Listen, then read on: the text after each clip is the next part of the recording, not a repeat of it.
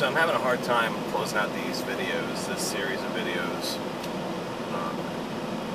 I've been taping quite a bit, and I actually have several that I haven't uploaded yet because I don't know.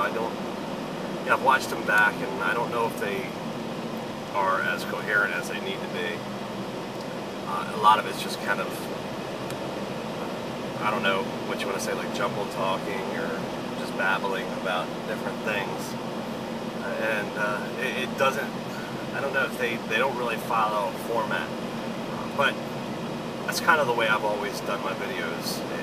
It's just even more difficult with this one to follow a format because as I talk about this, I remember more and more things. I think about more and more stuff that I could mention because anxiety and depression is such a huge topic. It's something that, like I said, we've just really, in the last 20 years, begun to brush the surface of this disease to the point where we're starting to kind of understand how to treat it to an extent, and we're starting to realize the magnitude of this.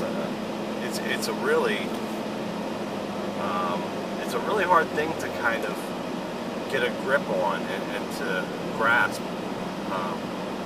I think anxiety even more so than depression, because depression was kind of something that, in the beginning when we started recognizing what mental illness was and that type of thing, depression was right at the forefront. Anxiety, however, wasn't necessarily at the forefront. People didn't understand that anxiety and depression was something that went hand in hand.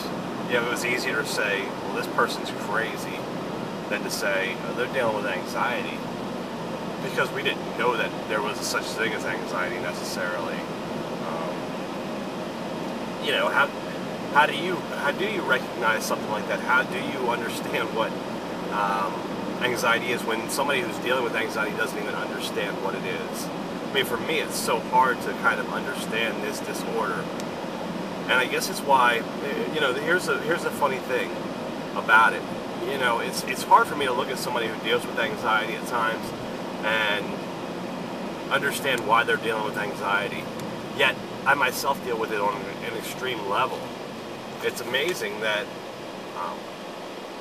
I'm not more, I don't want to say compassionate, but that I'm not more understanding of what other people are going through.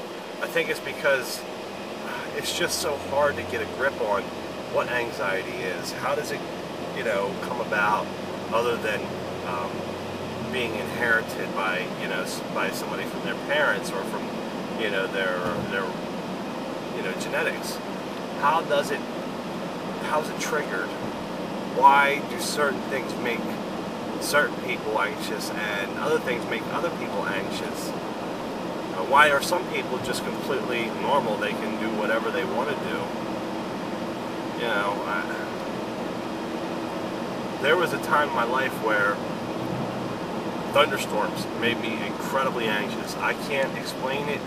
I can't for the life of me tell you why they made me anxious, but I would get sick to my stomach if I knew there was a large thunderstorm coming with lightning and everything.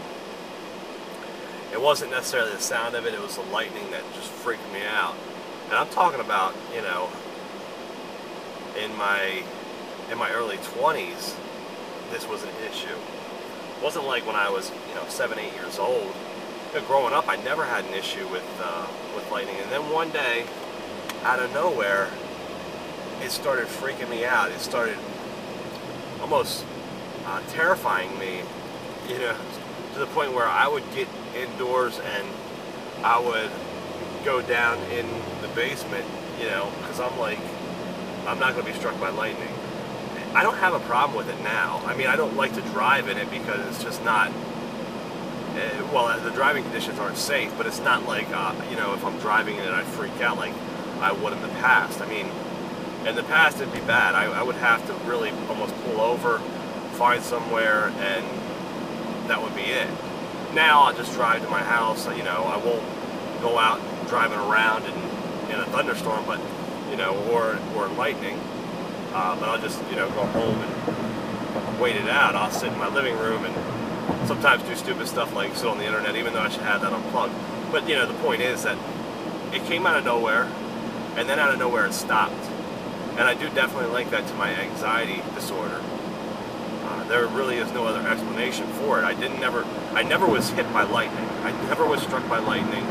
So there's no real reason for me to have ever suffered from anxiety due to lightning. My house was never struck by lightning.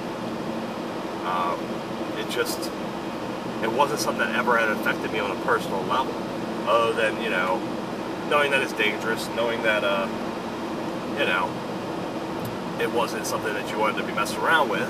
You know, you don't want to be out in the middle of a field with a set of golf clubs on a golf course in the middle of a lightning storm. I've had that happen to me before, and that was in the midst of my anxiety disorder. You know, when I was really worried about lightning. I think even if I got stuck in the middle of the field now with instead of metal golf clubs, I would still become very anxious, because it's just not a good area to be. But anyways, you know, that's like, just to explain it to you guys, that's kind of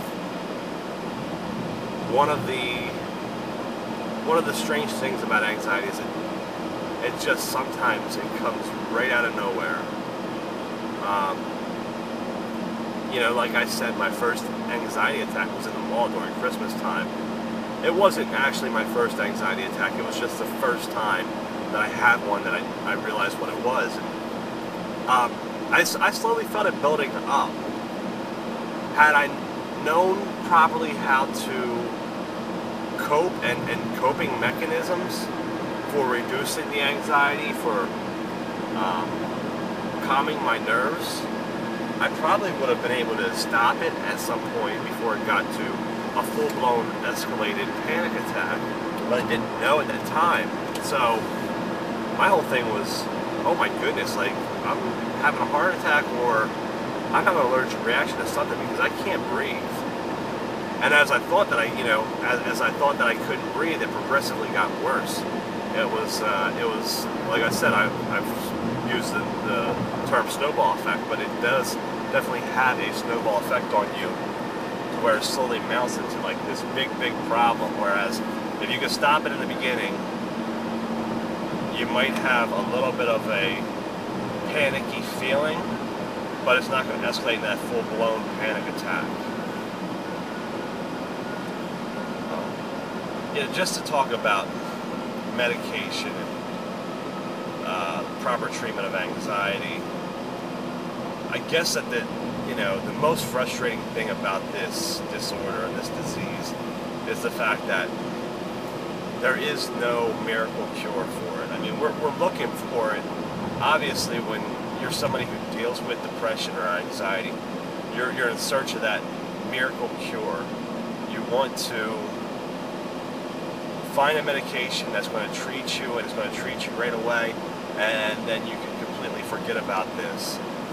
But there isn't anything out there that's a miracle, you know, that's going to just stop the anxiety or the depression right dead in its tracks.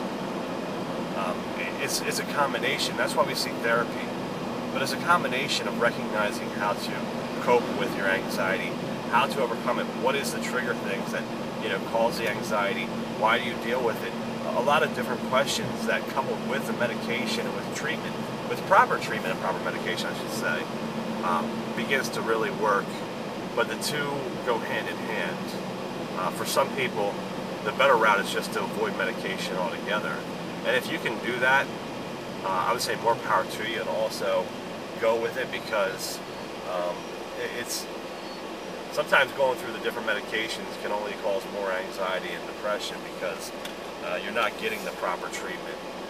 You know, this is like, it's a trial almost, where when you first seek out the help so that you can get better, you're put on one medication because of certain symptoms you might display or exhibit.